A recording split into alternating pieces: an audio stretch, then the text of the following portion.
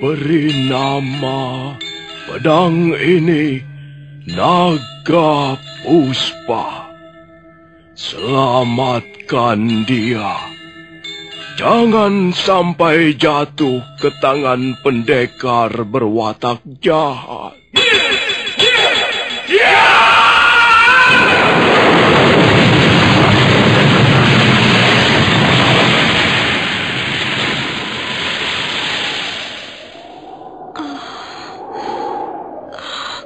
Kakang Kamandanu, kau masih juga tidak percaya bahwa aku mencintaimu. Mesin, maafkan aku, Mesin.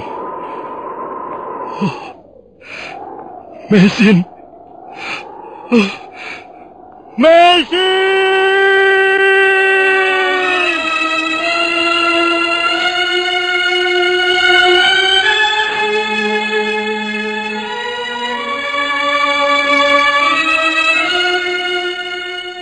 Tutur Tinular.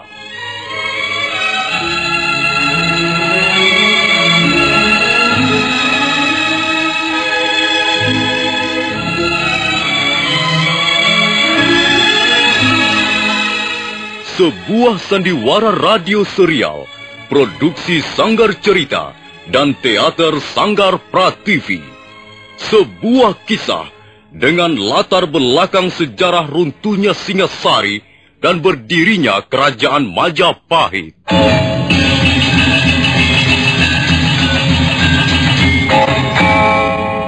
Sandiwara ini didukung oleh pemain-pemain radio yang sudah ternama.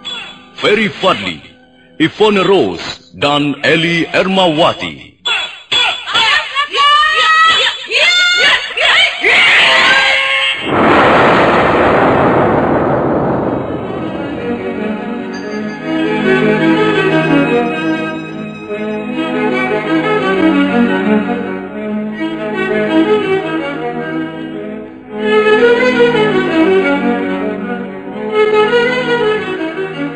Cerita ini ditulis dan disusun oleh S. Tijab. Teknik dan montase dikerjakan oleh Rudi Tinangon dan Joko SP. Sutradara Y. Rudi Wartono.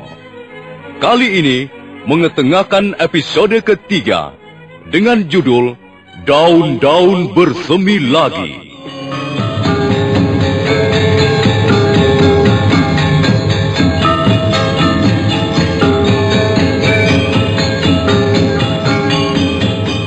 Dalam seri yang ke-88 ini didukung oleh para pemain Ferry Fadli sebagai Arya Kamandanu, Hari Aki sebagai Empu Hanggareksa, Dahlan sebagai Ki Panggala, Benny sebagai Sanding, Rini Marjan sebagai Sariti, Eli Ermawati sebagai Mesin, Ape Burhan sebagai Banyak Dekur, dan dibantu oleh Suryatin dan Andi Rizhadi.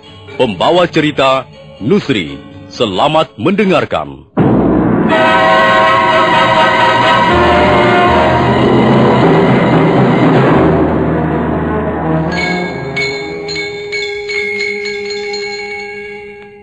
Arya Kamandanu menyiapkan aji seipi angin yang dulu diajarkan Empu Hanggareksa. Sementara itu, para penonton diam menunggu.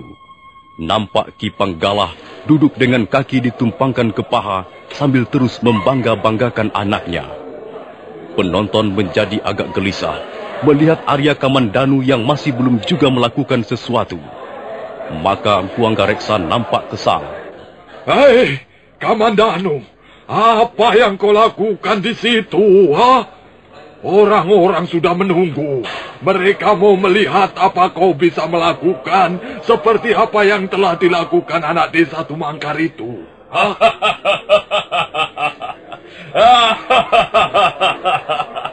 Hanggareksa, barangkali anakmu sedang berpikir bagaimana caranya untuk mengundurkan diri. Kamandanu, kalau kau masih juga berdiri di situ seperti sapi tolol, kau akan kulempari batu. Ayo, Cepat naiklah kau. Arya Kamandanu tidak senang juga melihat ayahnya menjadi sasaran cemoohan Ki Panggala.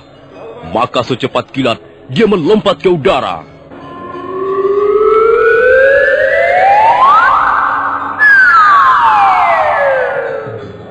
Mendadak suasana menjadi sangat sunyi. Semua mata memandang kagum ke arah Arya Kamandanu yang berdiri di atas bambu bagaikan burung Raja Wali. Arya Kamandanu kemudian mulai melompat ke sana kemari. Kakinya tak kalah lincahnya dibandingkan Sanding. Bahkan gerakannya jauh lebih cepat. Ki Panggala diam-diam mulai khawatir.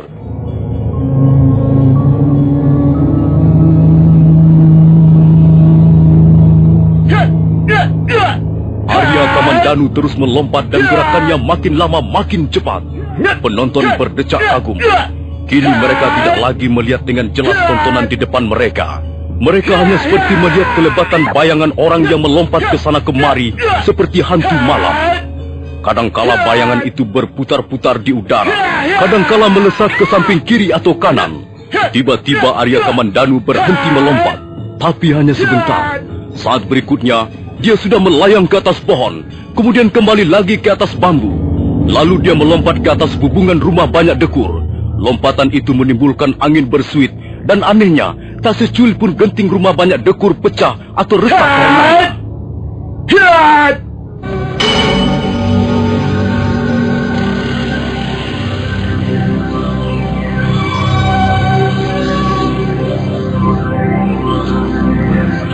Saipi angin. Anak itu mempunyai aji saipi angin. Pantas dia bisa melakukan lompatan seperti setan. Kalau begini, anakku bisa kalah. Sanding! Ya, Ayah. Kau sudah siap untuk pertarungan berikutnya? Saya siap, Ayah. Kau harus hati-hati. Lawanmu itu bukan anak muda sembarangan. Kau harus ingat benar jurus-jurus yang kuajarkan tempo hari. Terutama sekali jurus yang penuh tipu muslihat. Kau tidak perlu ragu-ragu. Kalau perlu, sodok saja begitu dia lengah. Di sini yang penting menang. Nah, ambillah tongkatmu. Pertarungan sudah akan dimulai lagi. Baik, Ayah.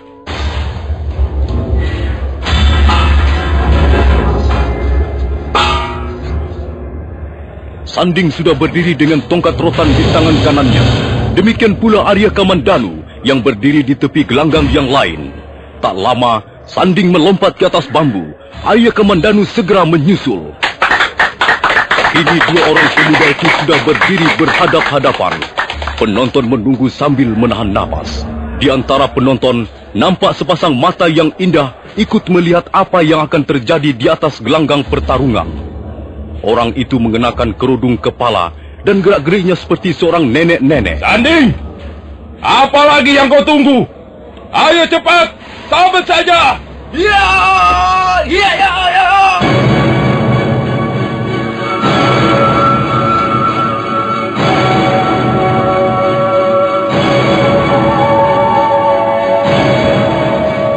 Sanding terus memburu Arya Kamandanu dengan tongkat rotannya.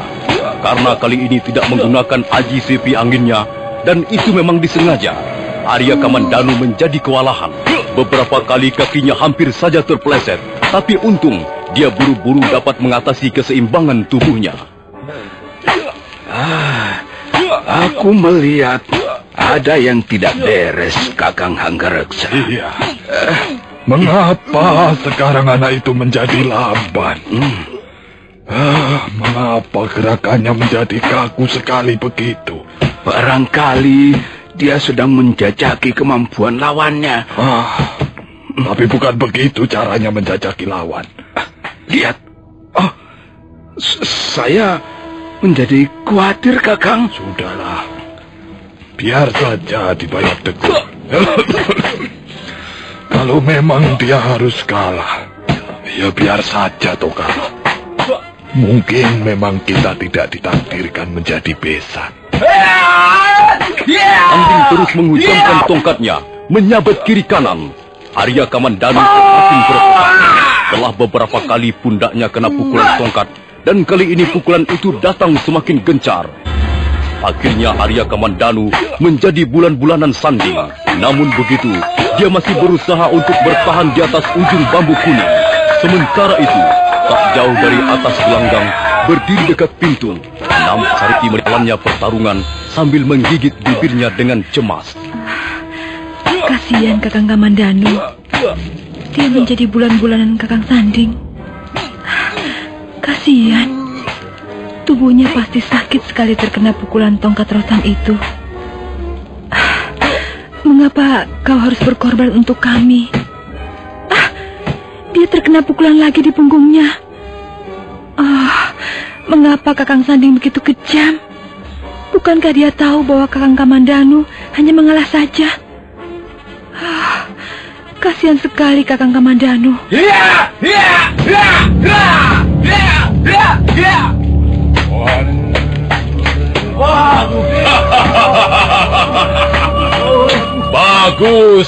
Bagus sekali kau, Sanding. Begitulah caranya menghajar lawan di atas bambu. Bagaimana? Lihat, Kamandanu sudah terjatuh. Berarti dia kalah. Anakku yang menang. Hei, Sanding, kau menang. Kau yang berhak mendapatkan Sariti.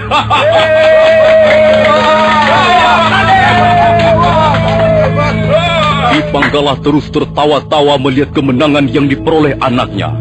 Lain halnya dengan Empu Hanggareksa, dia nampak sangat terpukul. Setelah minta diri pada banyak dekur, buru-buru orang tua itu melangkah meninggalkan keramaian orang. Sementara itu, di belakang para penonton yang masih sibuk membicarakan jalannya pertarungan, nampak dua orang laki-laki berbadan kekar. Dua bilah pedang yang terselip di pinggang menandakan bahwa mereka tergolong orang yang menyukai tindakan kekerasan. Kau melihat apa, Kakang Tembini? Lihat sebelah sana. Banyak wanita cantik. Diamlah kau, Gender. Rupanya kau tertarik pada nenek-nenek di bawah pohon itu ya? Iya, aku tertarik pada nenek-nenek yang aneh itu. Apa? Nenek-nenek aneh? Apanya yang aneh? Bedaknya, pupurnya, atau gincunya terlalu tebal hingga nampak seperti genderuwo siangan. Coba perhatikan. Apakah dia betul-betul seorang nenek? Bukan, Kakang. Wajahnya masih halus, tidak berkerut-kerut seperti nenek-nenek. Lihat, dia pergi adik Gender. Mari kita ikuti dari belakang.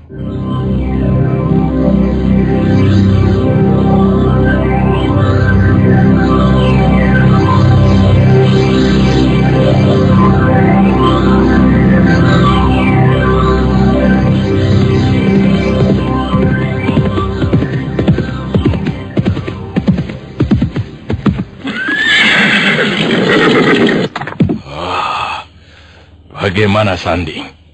Kau puas sekarang? Akhirnya kau juga yang akan memboyong Sariti. Sebenarnya saya malu, Ayah. Apa? Malu? Mengapa harus malu? Sebenarnya saya tidak berhak memenangkan pertarungan itu, Ayah. Pokoknya kau yang menang. Semua orang melihat kaulah yang menang. Kamandanu kau gebuk sampai babak belur dan akhirnya tubuhnya melayang jatuh bagaikan nangka busuk. Orang-orang tidak tahu. Ayah juga tidak tahu. Hanya saya dan Sariti yang tahu bahwa sebenarnya saya tidak berhak untuk menang, Ayah. Kalau saya dapat memukul Arya Kamandanu, ya karena dia sengaja mengalah, Ayah. Mengalah bagaimana? Dia mengalah, Ayah. Sebelum pertarungan dimulai, dia sudah menyerahkan kemenangan itu pada saya. Masa harus begitu? Ayah tidak percaya karena ayah tidak tahu. Jadi kau anggap bapakmu ini bodoh ya? Kau kira aku tidak tahu? Jadi ayah tahu? Hai, dengar Sanding. Kamandanu itu bukan lawanmu. Dia mempunyai aji saipi angin. Dia bisa bertarung seperti setan. Kau tidak akan mampu melawan orang seperti itu. Kalau dia mau, kau bisa dibunuhnya. Tentu saja aku tahu kalau dia sengaja mengalah. Kalau dia bertarung sungguh-sungguh. Dalam satu gebrakan kau sudah bisa dibuat terjungkal dan tidak bangun lagi. Tapi, sudahlah. Aku tidak mempersoalkan itu lagi. Yang penting kau bisa mengawini anak banyak dekor. Tapi ingat, kau harus berjanji padaku. Berjanji apa ya? Kau harus bisa memberikan anak sebanyak-banyaknya pada Sariti. Iya, iya, iya.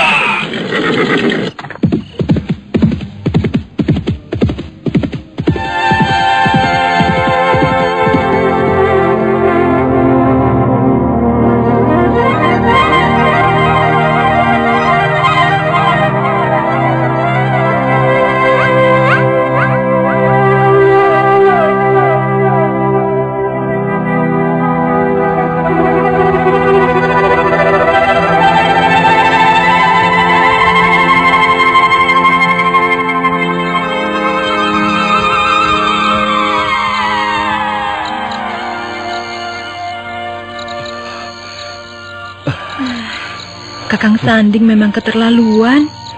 Berapa kali dia memukulmu, Kakang? Entahlah, Sariti. Aku tidak menghitung berapa kali pacarmu itu telah memukul aku. Tapi memang seharusnya begitu. Kalau dia tidak bersungguh-sungguh, tentu orang-orang akan tahu bahwa apa yang mereka lihat hanyalah sebuah sandiwara. Tapi kau yang menjadi korban, Kakang. Untuk membuat sandiwara yang meyakinkan, memang dibutuhkan korban. Sudahlah, Sariti. Iya, Kang. Aku mau pulang. Terima kasih. Kau telah memboreh punggungku dengan parang. Aku yang harus berterima kasih padamu, Kakang. Tanpa pertolonganmu, pengorbananmu, jiwa besarmu, entahlah apa jadinya hidupku nanti. Ada sedikit yang ingin kusampaikan padamu. Apa itu, Kakang? Sekalipun semua ini kulakukan dengan rasa tulus. Iya. Tapi ada sesuatu yang sangat kuharapkan. Janganlah kau sia-siakan pengorbananku ini. Jadilah kau nanti seorang istri yang baik, yang setia, penuh pengertian dan kasih sayang pada suami dan anak-anakmu. Iya, Kakang. Iya. Aku akan memenuhi apa yang kau harapkan.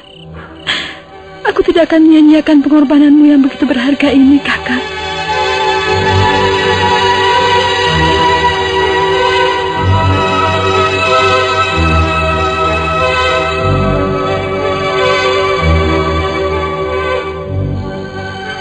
Jalanan sudah sepi ketika Arya Kamandanu meninggalkan halaman rumah Sariti.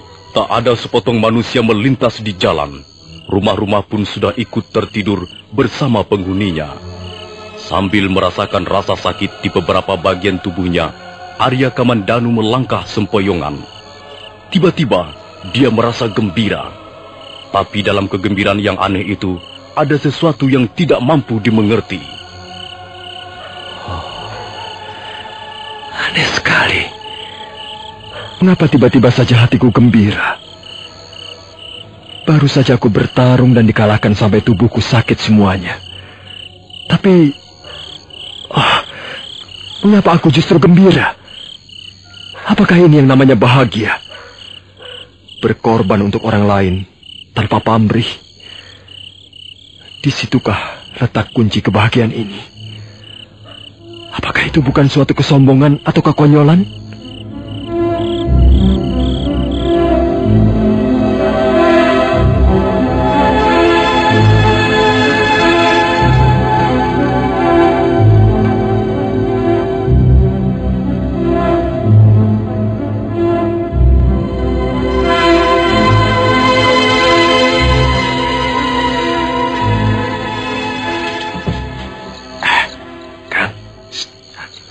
Iya, nenek-nenek itu berhenti, Kang.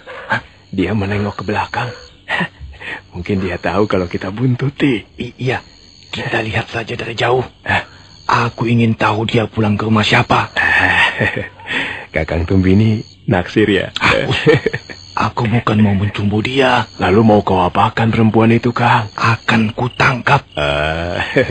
Ditangkap, lalu ditidurkan di atas ranjangnya. Sedap sekali, Kang. Hus, ngawur. Perempuan itu akan kutangkap dan kuserahkan pada pemerintah Kediri. Loh, apa salahnya dia, Kang? Adik Gender, Ya, Kang. kita mampir nonton pesta bambu kuning tadi. Rupanya rezeki nomplok. Kalau kita pulang langsung ke Kedung Pluk, wah, rugi besar. Kita tidak bakal dapat 200 ringgit. 200 ringgit? Iya. Kalau dugaanku itu betul, kita akan dapat 200 ringgit. Kau pernah dengar tentang 2 orang asing yang menjadi buronan pemerintah Kediri? Oh ya? 2 orang itu laki-laki dan perempuan. Konon kabarnya, yang laki-laki diduga sudah mati karena menderita luka-luka parah. Tinggal yang perempuan. Oh iya, Kang. Iya. Perempuan itu tadi sepertinya juga bukan penduduk asli. Bukan pribumi. Kulitnya putih sekali. Jarang wanita asli menunjukkan ciri-ciri seperti itu, Kang. Mungkin dia itu wanita buronan pemerintah Kediri, Kang. Loh, mana dia?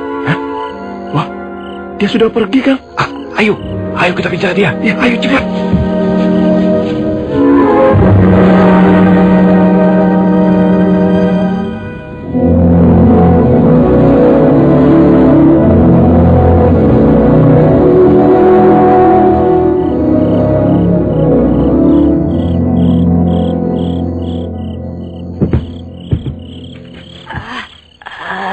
Sampai kaget aku. Kalian siapa dan mau apa? Kau mau pulang kemana, Nek? Malam-malam begini. Aku mau pulang kemana? Apa urusanmu? Ayo minggir. Jangan berdiri di situ. Aku mau jalan. Nek, jangan begitu, Nek. Kami kan bermaksud baik. Ini sudah malam. Aku mau pulang. Jangan ganggu aku. Nanti tak laporkan kepala desa loh. Loh. Siapa yang mengganggu nenek? Kami justru mau mengantarkan nenek. Kasihan, sudah tua kalau berjalan sendiri. Nanti ada genderuwo loh, Nek. Aku tidak takut genderuwo. Sudah. Kalian mengganggu orang jalan saja. Tunggu dulu, Nek. Kalian ini mau apa sebenarnya? Mau merampok ya? Aku tidak punya apa-apa.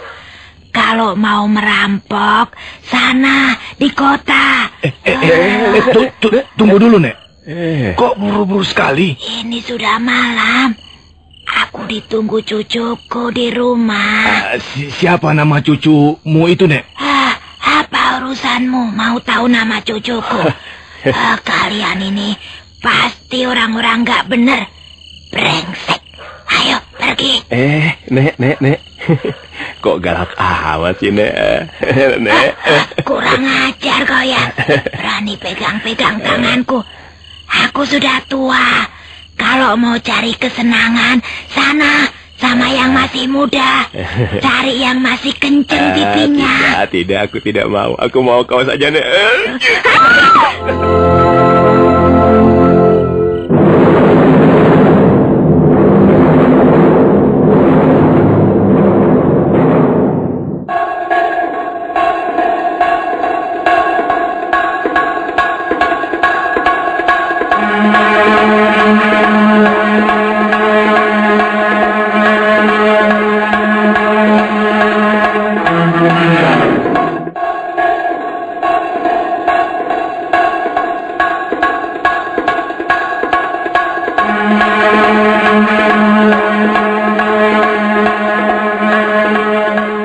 Tembini dan Gender, 2 orang laki-laki dari desa Kedung Pluk itu merasa gembira.